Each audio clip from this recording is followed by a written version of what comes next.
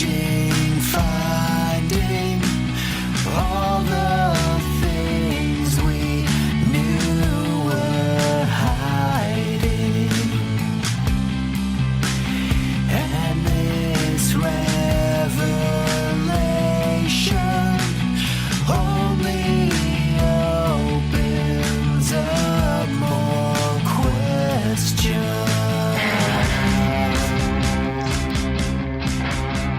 Hello everyone, welcome to From Nowhere to Nothing, Ontological Oxymorons. I'm your host, Joel Bouchard, a graduate student in education at Liberty University, and with me is Mr. Roman Gayford, a professor of English and philosophy at Genesee Community College. If you asked someone what the meaning of life was and they responded, to make as many people as happy as possible, well, that sounds pretty good, right? This, in a nutshell, is utilitarianism. A closer look at the concept brings to light a number of issues that must be addressed by deeper thinking. It's not all sunshine and rainbows in utilitarianism, and in some thought experiments, it may even get innocent people killed. All right, so utilitarianism is what we're going to talk about this week. We might have a little bit of a different format than what we do normally, which isn't really saying much because lots of times we don't stick to the format anyways. So it won't be that big of a stretch. But yeah, essentially, we're going to cover some basic tenets of the philosophy, but really want to get into how it's going to how it's affecting things in the world today, and what the pros and cons of that are. So we're still recording via distance. I think that we got a lot of our sound issues ironed out. Last week's podcast was a little bit rough. We had to make some audio compromises in order to make up for some quality issues, but I think we're on track now. So we should have The quality issue was my old computer that sounds rather like a World War II, World War I biplane when it's, or perhaps a jet that never leaves the tarmac. So being on a laptop now helps. Yeah. No, much better. So all right, let's just jump right into it. So what is utilitarianism? I give you kind of the nutshell little explanation. Right. And I feel like if you give a short explanation of it, it's really hard to disagree with it. It sounds very yeah, because it's a hedonistic philosophy, but it's other-centered. So it has something for the approach or their perspective seems right from a sort of macro level until you start developing examples. That's precisely it. It's one of the reasons that I like it, because on the surface of it, it sounds totally logical.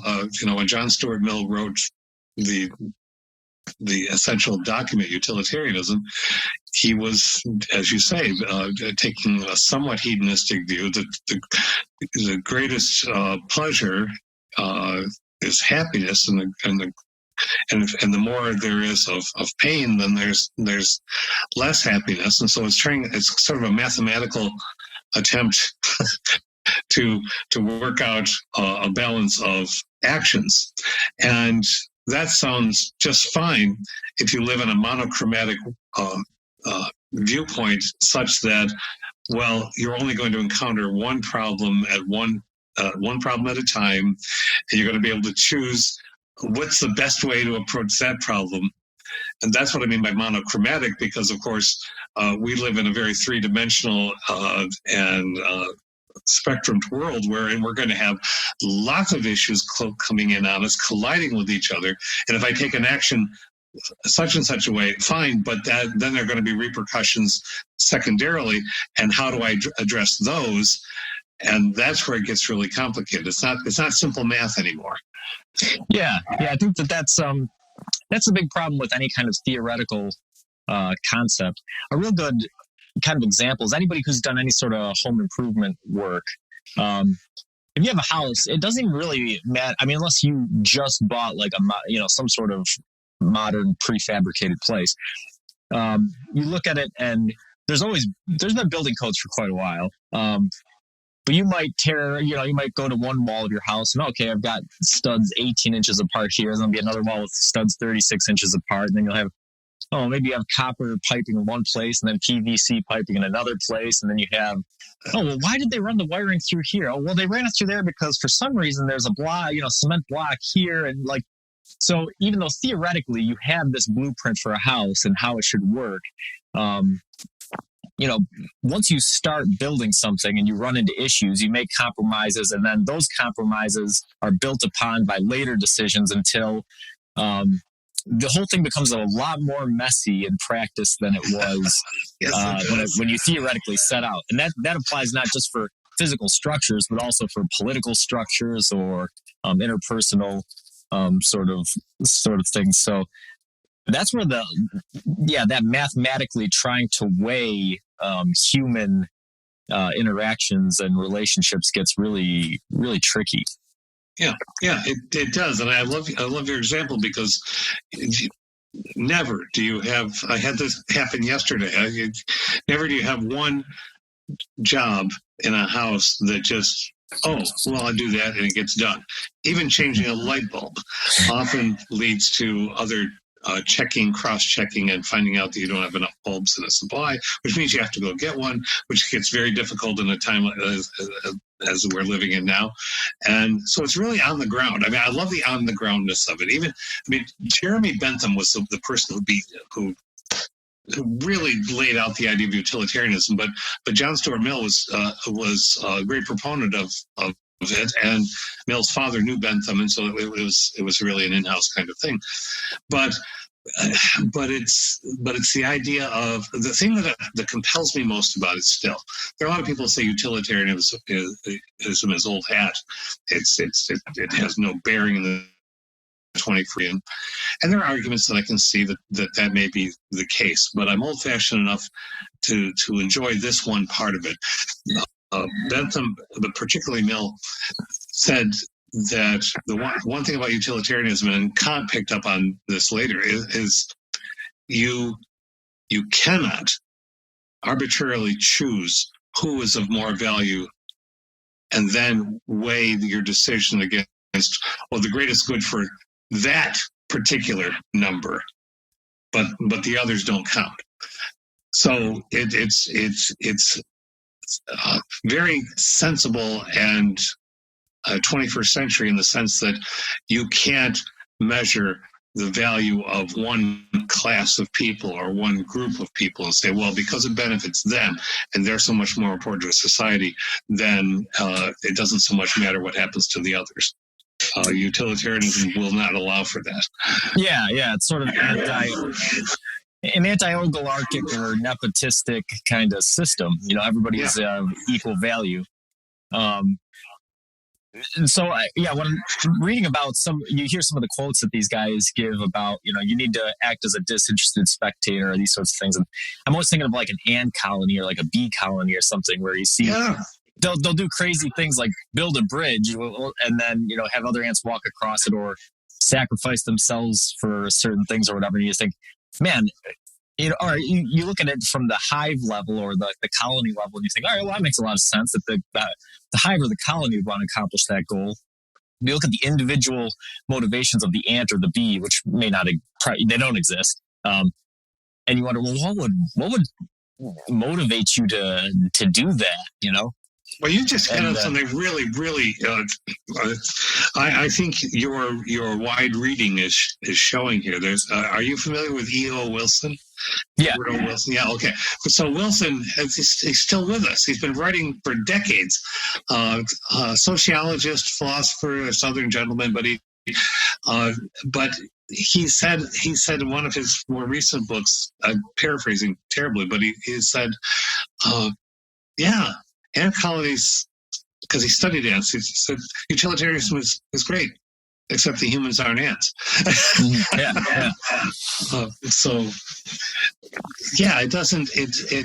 It's seeming one has to try to not get overly involved in the measuring and comparing happiness among different people. Because it could be very much argued that you can't absolutely measure the happiness of anyone. And if happiness is the particular principle, then how we have to define happiness, and is it a higher level happiness as Mill was proposing, or is it a physical or endorphin based happiness? All of those things have to come into the conversation somehow. But if you that's where it gets really murky, because utilitarianism has this sort of base. It's sort of establishing itself as something that can be empirically measured, but the very thing that it's founded on is an abstract concept, happiness, or pleasure, right, or the avoidance of pain. Like, how do you, and in real life, some things that end up maybe not happiness, but some things that end up giving people pleasure in the long run might cause you pain in the short run. And that's where you kind of get into the two different aspects of utilitarianism between act and rule, maybe. But I think a lot of people realize some of the most satisfying things you do in life are things that require a lot of sacrifice or pain in the short term. Yes. Yeah, I think so. And this brings one of the things that Bentham said that I think is more, he was a wacky kind of fellow in some ways, but I think it's very useful. He wanted consistency. He said he was valuing consistency as one of the best measures. So do you consistently do X, Y, or Z for fairly consistent reasons? That's where he would then launch, well, you're probably being utilitarian in your intent, because you continue to seek the well-being. See, I like the definition of happiness as well-being. Not that that's any less abstract, but but in our time, right now in this pandemic time, I think so. Yeah, and it changes the, you think about how that extrapolates to human behavior, or what sort of things people are willing to integrate. Because like we were just talking about, very rarely is a human experiencing one emotion or one situation or one problem at a time. No, you have an entire lifetime of prior learning, prior experiences. You have a whole host, an ecosystem of pressures and responsibilities and desires in the present moment. And you have a limitless number of futures stretched out before you. And every decision you make is incorporating all aspects of that, ecosystem is probably the best word that you're living in. So happiness really is too narrow of a term, whereas well-being, I think, is much more appropriate for how people make decisions. Yeah. And I leave it to you to take us to whatever ground level we want on this, but I do think that that's establishing these kind of things about it. So if you say that the greatest happiness for the greatest number, it means the most well-being for the most. And if we accept that the well-being of some is often Kant would go to, okay, so if those with the least benefit most and those with the most benefit some, then that's a really fine utilitarian decision, whatever it would be. All right. And so I'm not trying to take us too far politically, but in the let's use the French word, in the milieu in which we are living with this, we're all being asked to sacrifice, I want to say a lot, although the sacrifices themselves can't be measured on one particular scale either, in this COVID-19 pandemic. We are changing our behaviors, or we're being asked to change our behaviors by people with scientific and medical authority for the well-being of the greatest number of people on the planet. It's a planetary thing. This is I think this is, for me, one of maybe the most powerful Kantian moments of the categorical imperative, a rule that can be agreed to applied universally, that everybody needs to do X for the well-being. I haven't seen it to this level ever before in my memory. Yeah. So we're definitely going to dig into this a little bit deeper in a bit, but let's give people a little bit more background. Sure. So you mentioned Kantian, Yeah. and we're talking about utilitarianism. And so really the two major differences between these kind of schools of philosophy is one is based on motivations and one is based on end results, right? That's right. That's right. So the consequentialist idea is an act was a good act. Something that one does is good if it turns out well. And wasn't such a good act if it doesn't turn out well. The consequences of the act determine whether or not it was well formed. Right. So a good example I just heard in doing research for the show was Batman and the Joker, right? So you got Batman and the Joker. And Batman has the moral fortitude to say that he doesn't believe killing's right. So he never kills the Joker. He always locks the Joker up in Arkham Asylum.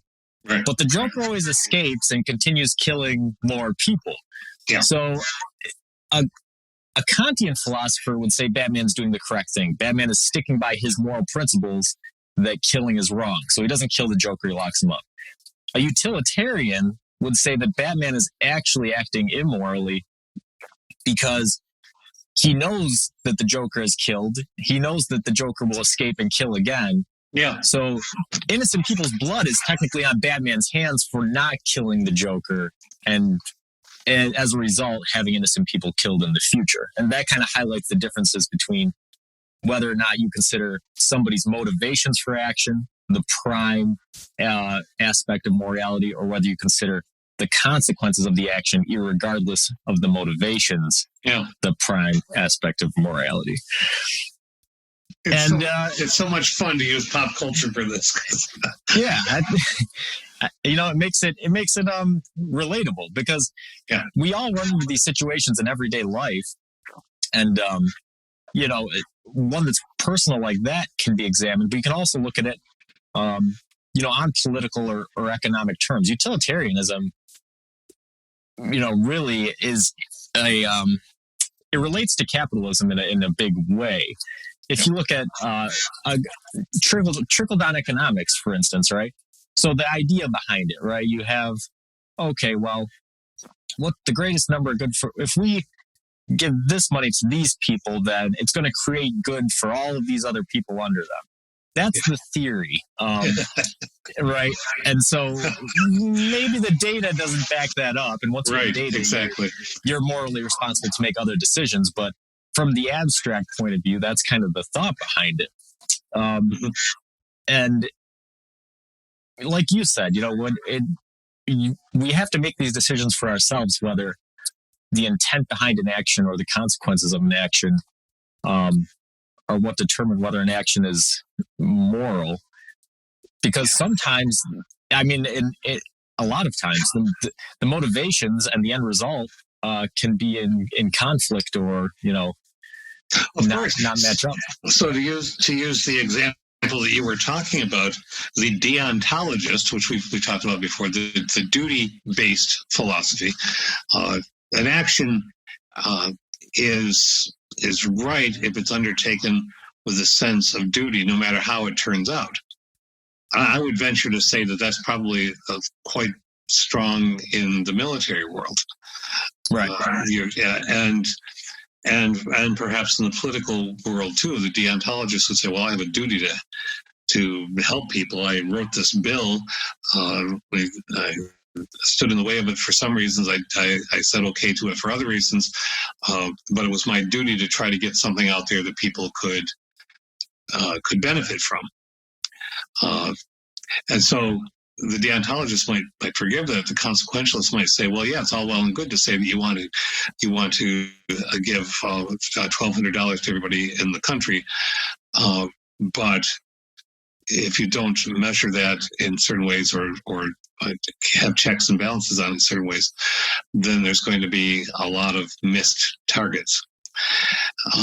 And so it might not consequentially work out as well as one had hoped.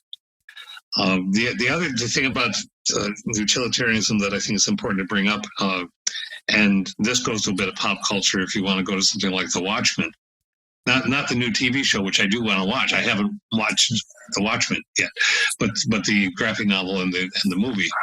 That when you have a person who consciously chooses to undertake a supremely destructive act in order to benefit a larger population, the purest utilitarians, Mill and Kant, would, and Bentham originally would say, no, you can't call something utilitarian if you've done something evil or something destructive, morally destructive, and intentionally. It's all about the intention, which is kind of messy too. Yeah, that really makes things even more complicated. But I think it's really important. The class that I'm taking now is about educational policy, and we were talking. The topic this week was school vouchers. The current administration is very keen on vouchers for private or non-traditional educational opportunities, as opposed to properly funding public schools. Yeah.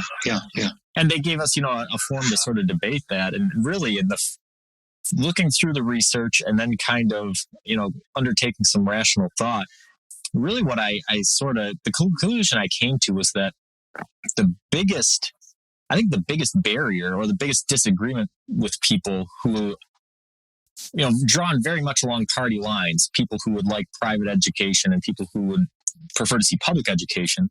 Yeah. I think the biggest thing there is confidence in the government to redistribute tax money properly. I don't think as many people are against taxes as we think. I think the primary issue is that some people see their money being taken and they don't think that it's being redistributed efficiently. And so as a result, they feel as if they're being robbed. But if you look at it and you were to say, okay, well, we're going to take this percentage of your money to ensure that all children in the country receive an education, that in theory sounds just fine. I think everybody would agree with it. Okay, well, if you could take this percentage of my money and you could accomplish the goals that you're saying you're going to try to accomplish, then I think everybody would be in agreement. But because of how it's actually playing out, some people are looking at it and saying, okay, well, whatever the motivations are, the consequences of this are not playing out. And so we're demanding an alternative. And the other portion of people are saying, well, no, we need to retool the current system that we have in order to make it work right. Yeah. And you're getting into something that Karl Popper, this is a side note that is absolutely meaningless to almost anybody, but there was a children's book and it was made into a musical called Mr. Popper's Penguins because it was about behaviorism and everything. But Karl Popper, he suggested in the 20th century, he's saying that the greatest happiness or the greatest number, instead one should demand something a little more modest, that the least amount of avoidable suffering for all should be the goal of utilitarianism. So he's talking about hunger, the shortage of food, the equitable distribution, and so on. So it was much less high-minded and abstract. And in the 20th century, you saw some of this. So to go back to what you're talking about with education, what might one say is the least amount of avoidable suffering in education? It might be that you're still going to acknowledge that because of the current system, which has been around for a long time, which is the tax base, there's no way that a school district in Wyoming County is going to have the same resources that a school district would have in certain parts of a wealthier county like Monroe County. You're never going to have, in other words, an equitable distribution in which what happens in Warsaw or Letchworth or Perry is going to be what happens in Pittsford or Penfield. And so the purest utilitarians might say educationally, well, then you have to change the system so that the same amount is distributed everywhere. The more, I don't want to say realistic because there's no reason why we couldn't think about that. It's just we don't often. But the more practical, perhaps, the John Deweyan kind of pragmatism would say, well, okay, but you can lessen the suffering by perhaps adjusting the tax rate a little bit more to give a little bit more to the school district to do whatever it can. But we'll accept that we can't have the same things that other places have. The thing is, I don't think people are willing to accept that, even though they want to keep the same system in place.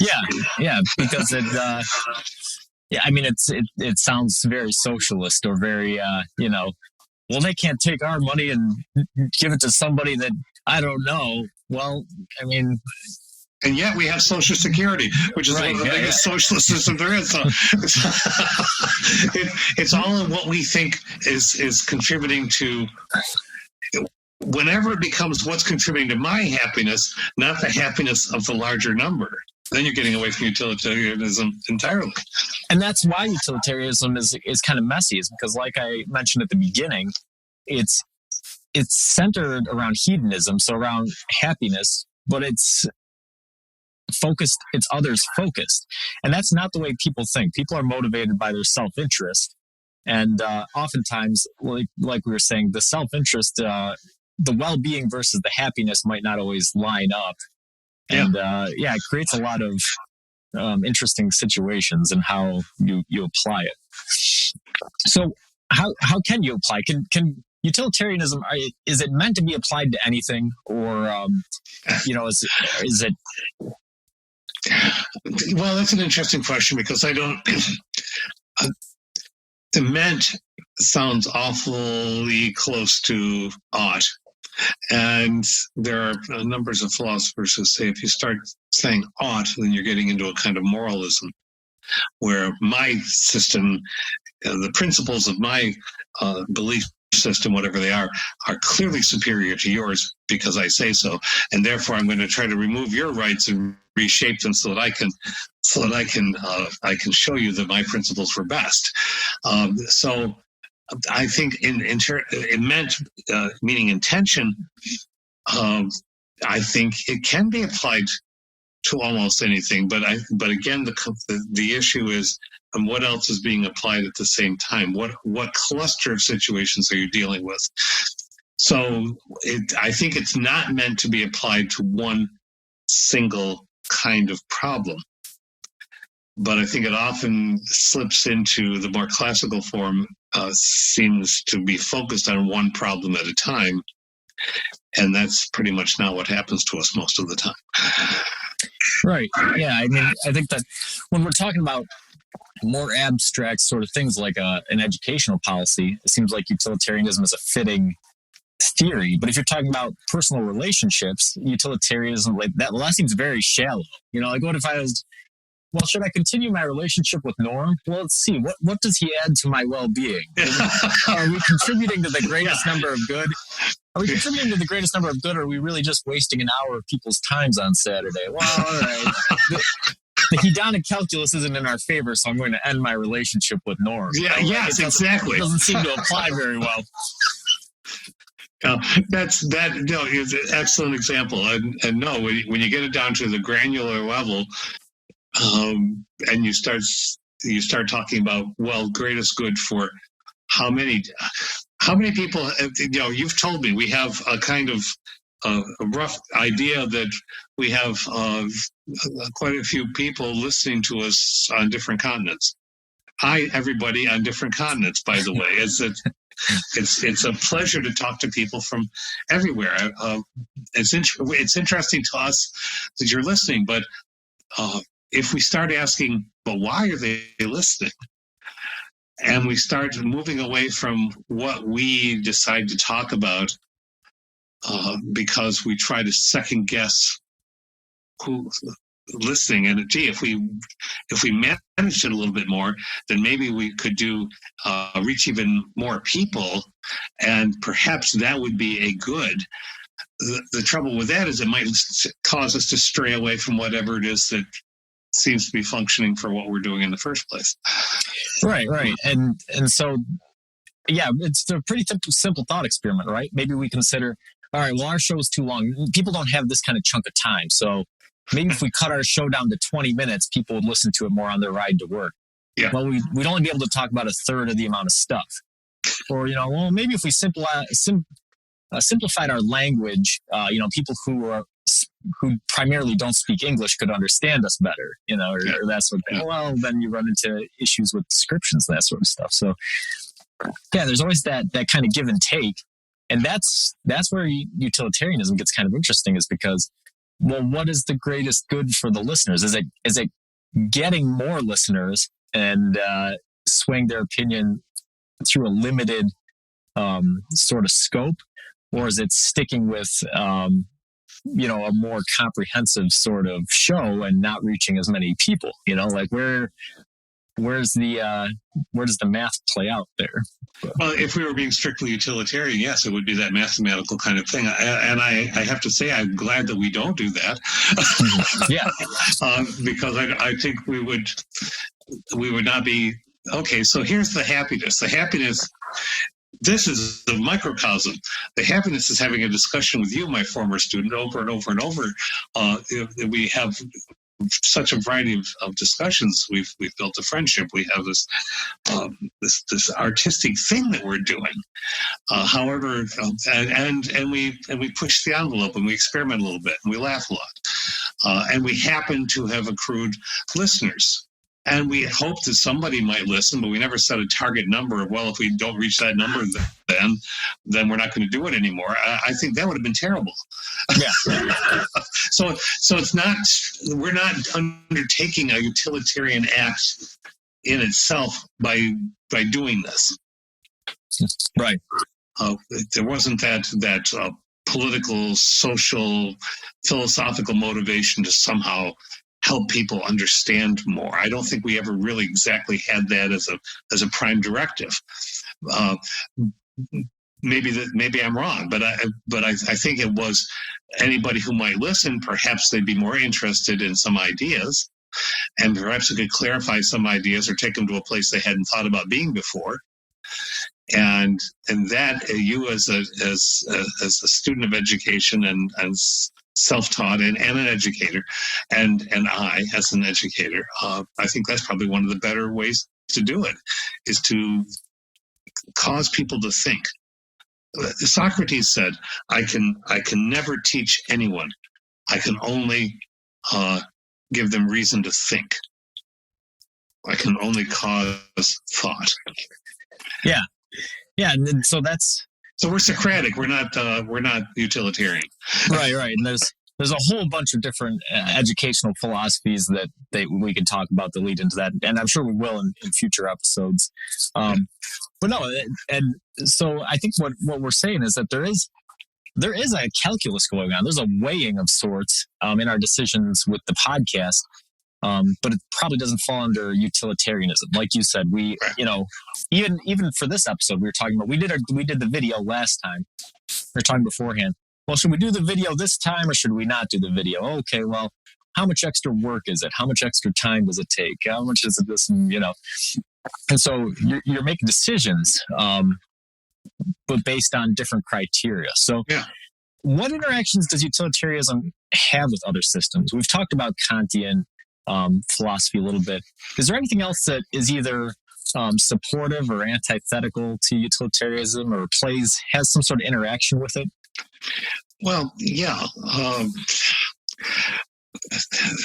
It's legion. I'm thinking, what's the one to talk about first? Well, we mentioned deontology. It really it doesn't clash with deontology, but but deontology doesn't have the primary same motivation. Virtue ethics, which is essentially the ethics of character, why you do what you do, and are you doing things that address the best sense of who you are and putting that out into the world. That's not, strictly speaking, utilitarian either. Feminist care ethics, as it was originally called, Carol Gilligan and Martha Nussbaum, or just care ethics.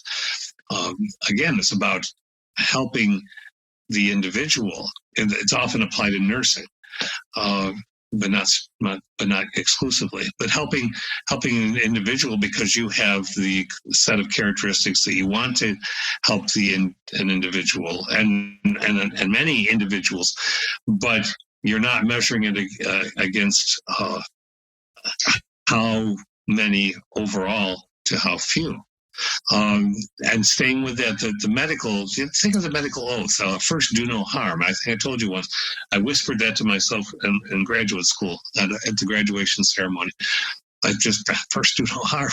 Because teachers, that's what teachers should do. First, we should do no harm, and then we can accomplish other things. Well, first doing no harm maybe sounds a skinch like utilitarianism, but it's not. First do no harm is not the same thing as how many will benefit as opposed to not benefit from a certain act.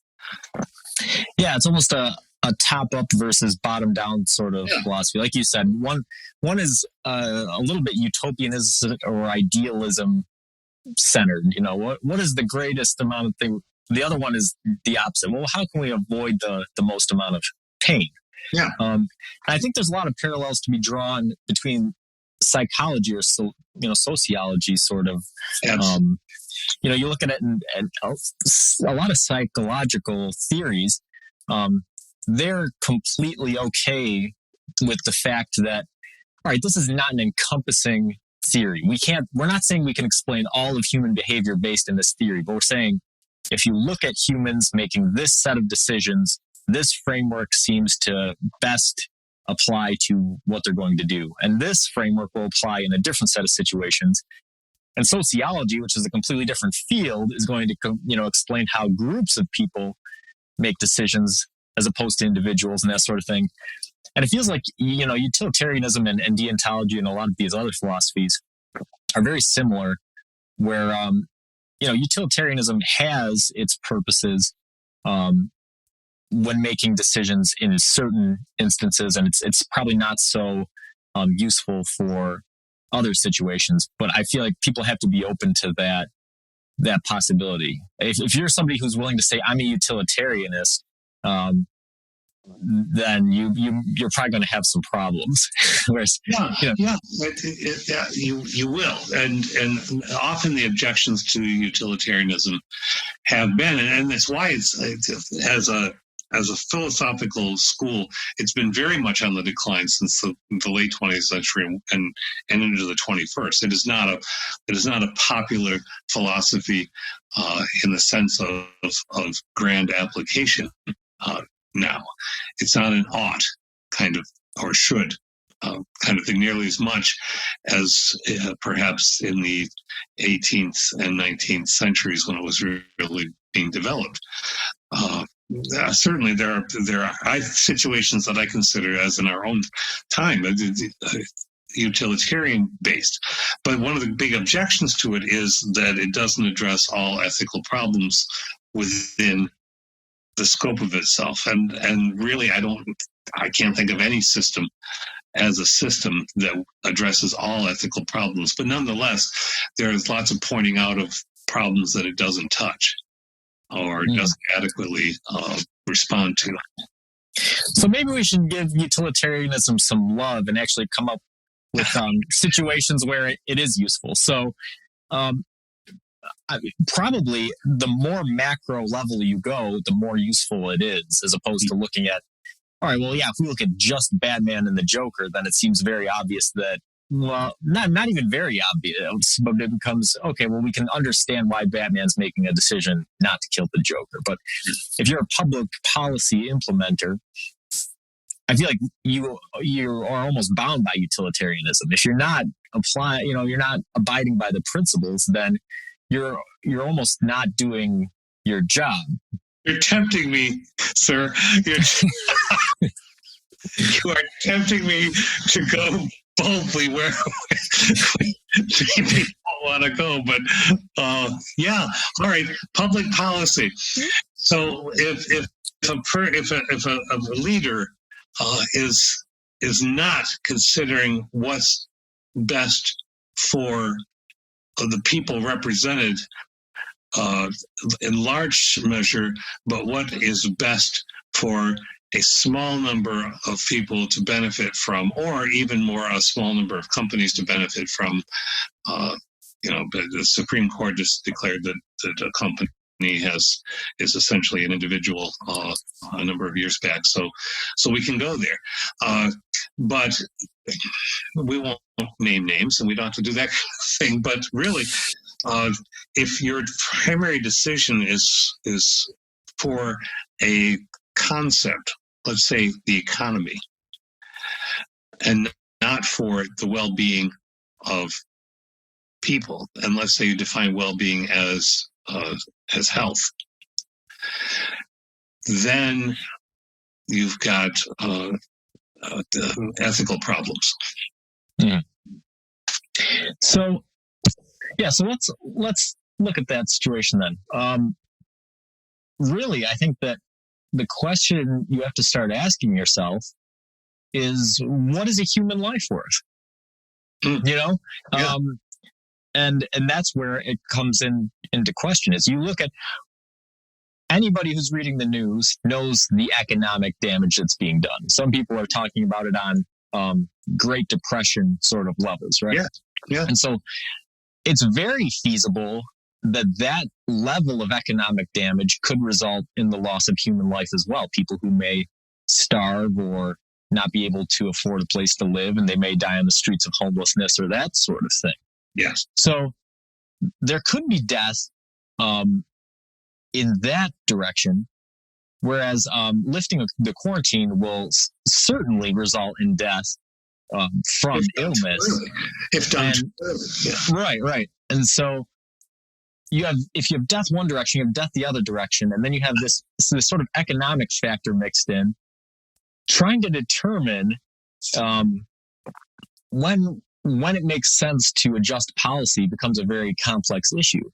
And it's one of those things. So we're listening to medical professionals. All right, they're saying, okay, we shouldn't lift the quarantine till this time. And if we're defining well-being as health, yeah, that makes sense. But do the medical professionals have the economic knowledge to know what kind of death may occur from decreasing economic conditions? Or do you need to bring in a different type of expert to maybe a social services sort of perspective, or who? I guess what I'm trying to get at, in playing devil's advocate in a little way, is what experts do we need to bring to the table in order to make a proper decision about when it's time to begin returning to normal?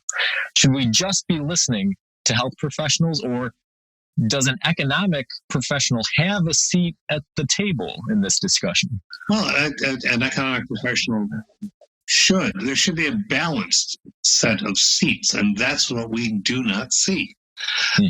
In my single opinion, as one person, we have not.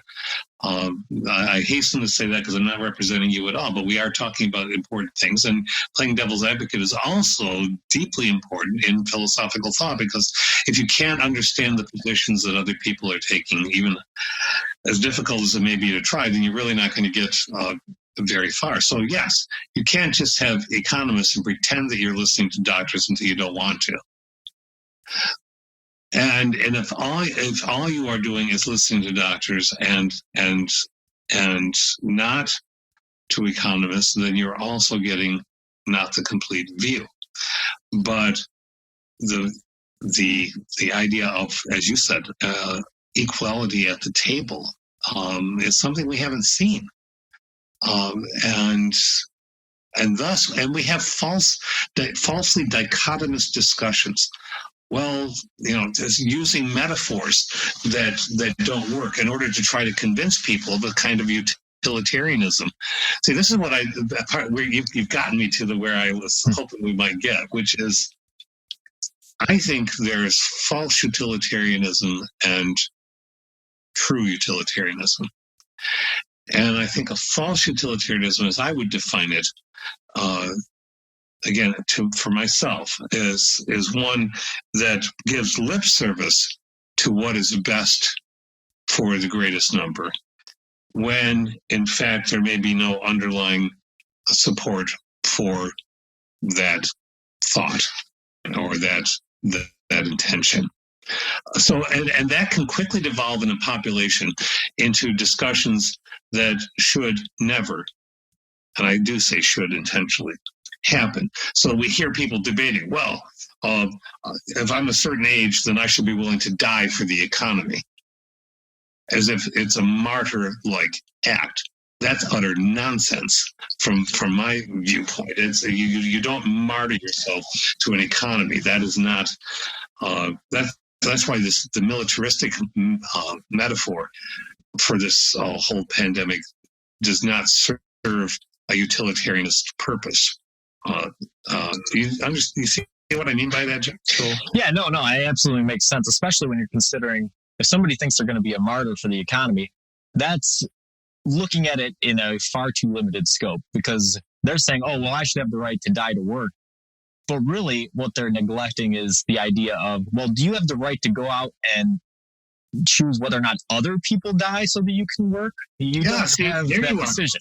There you got it. And this is where it's so richly philosophically interesting. I mean, it's mind-bending, and it can be heart-bending too, but it is fascinating if one looks at it.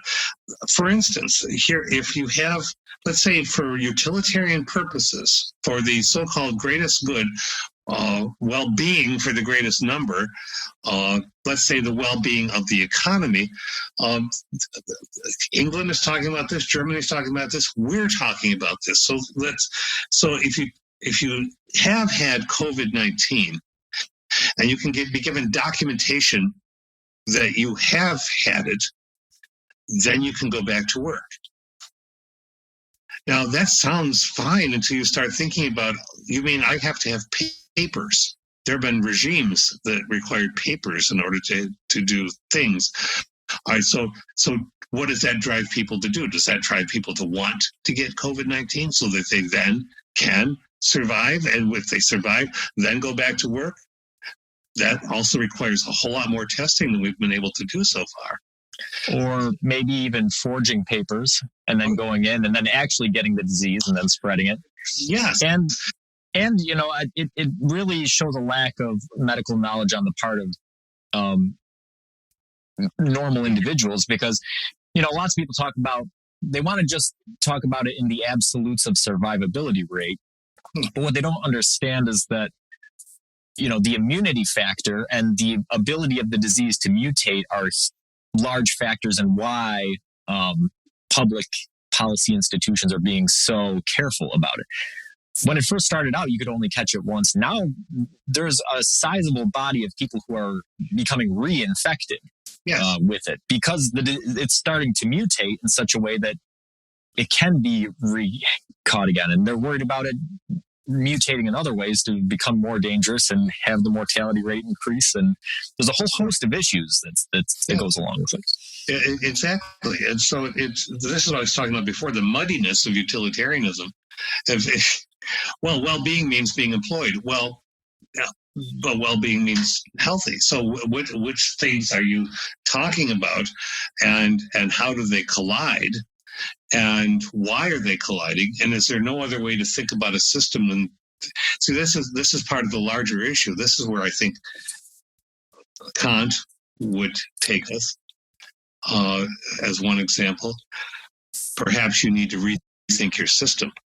I'm going to do Edvard Munch's. Oh no! Scream! We have to get back to exactly what we were doing. Yeah, and that was so good. That was, what was that? Let's look at the utilitarian factor of the planet itself. Let's look at just what we know now. After what, a month? We've managed a month of doing this.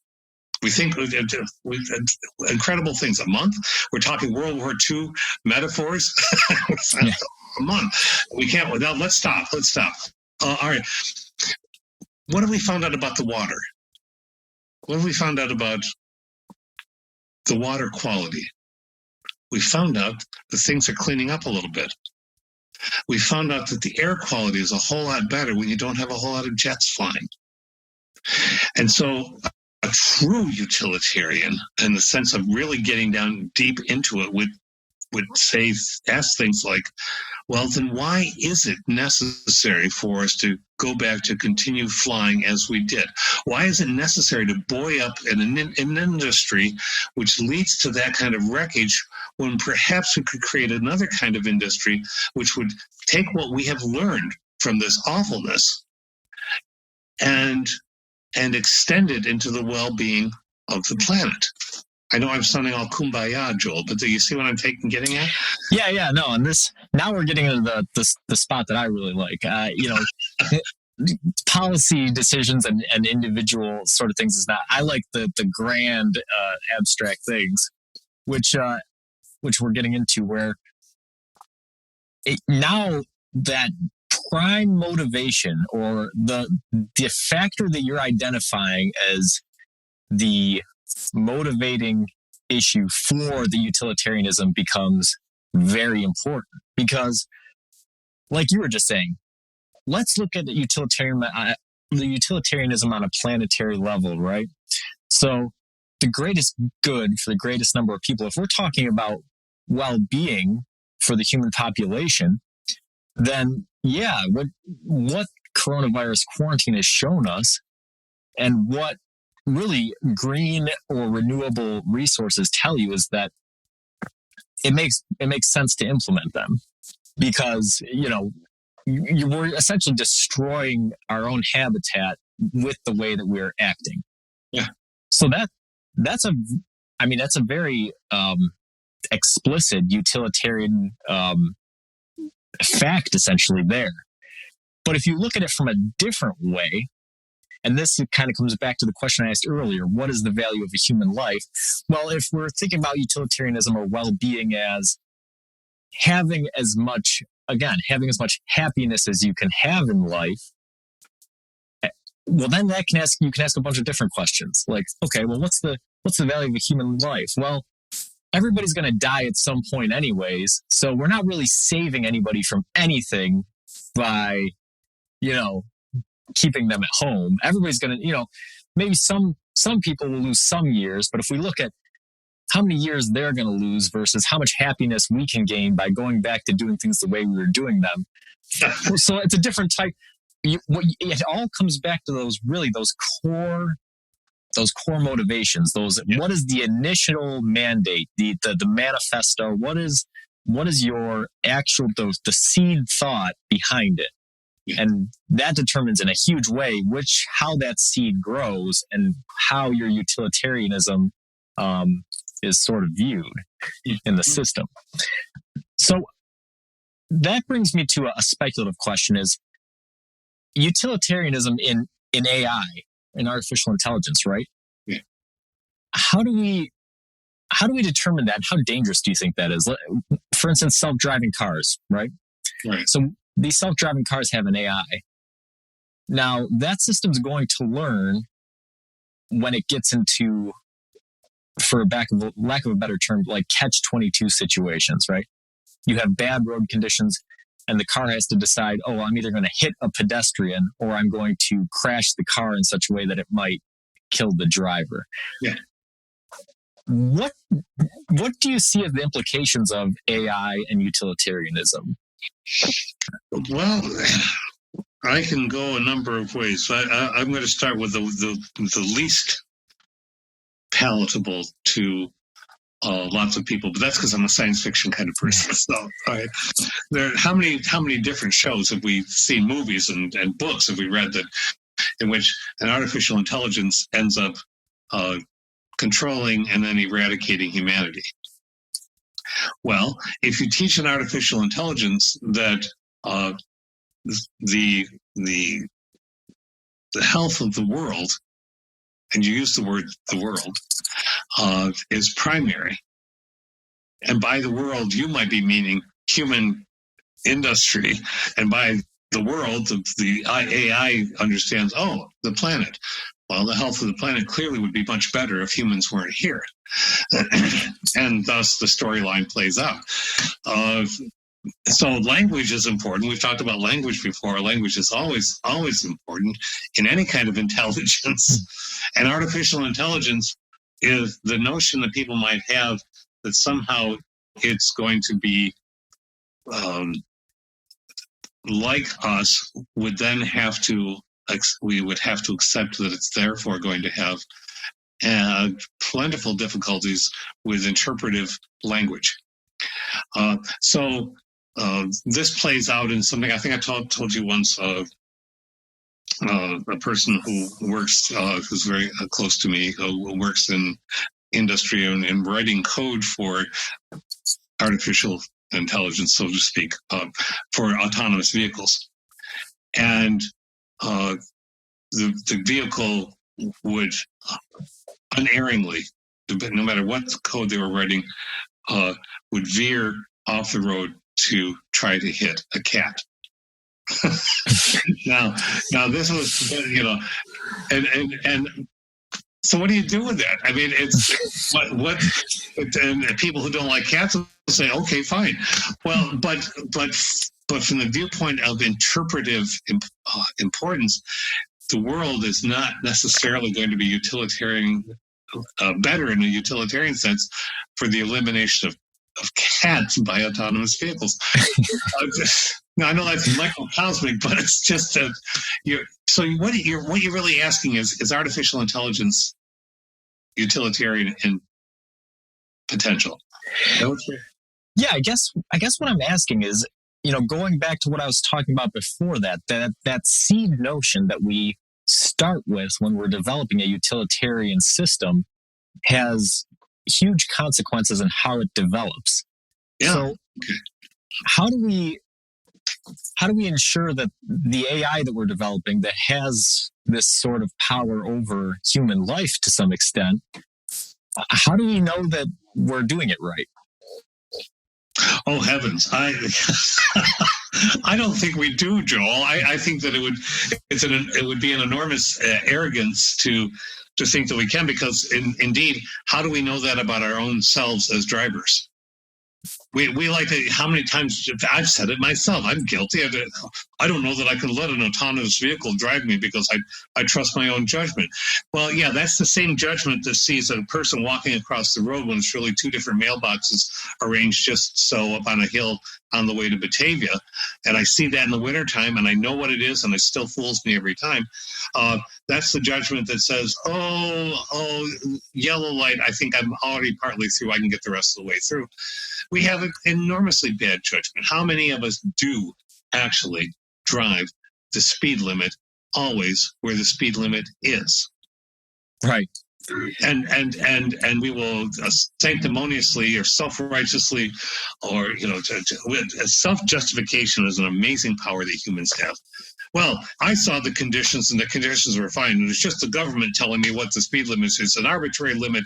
I ought to be able to go faster or slower on my big, but it's never slower. It's always faster based on my own choices. Well, yeah, sometimes those lead to accidents. So if we're asking autonomous, see, I think a measure for me to be realistic and to be utilitarian would be, well, if autonomous vehicles, if the first goal is to make sure that they don't cause more accidents than human beings do, if there is any measurable fewer number of accidents, even by 10, 20, or 30, then arguably autonomous vehicles would be better. And on we go. But that would make a lot of people upset. Yeah. But that's a utilitarian argument. And, really, the example you just gave, that really, it dovetails very well with our pandemic argument earlier, which is that human judgment is inherently flawed based upon, because we're acting on prior information, prior experiences that we have, but we haven't experienced all things prior. We don't have all of the answers. So we're trying to make the best judgments, or what seem like the best judgments to us. But the problem is that our perspective is telling us that we're absolutely right when we don't have that kind of answer. That's So the anthropocentric response. Well, we're humans, of course. We've lived it. We've thought about it. We'd be better at this than anybody else. right. And so, if somebody can make a certain set of decisions driving, and if they make it there, then it was the right set. They can make the exact same set under very similar circumstances another time and have an accident, and it was the wrong set. So I think the pandemic is a very similar sort of thing. Well, I've gone to work when I've gone to work during flu season when everybody's sick and I didn't die or nobody died or nothing happened, and right. It's kind of a false set of assumptions.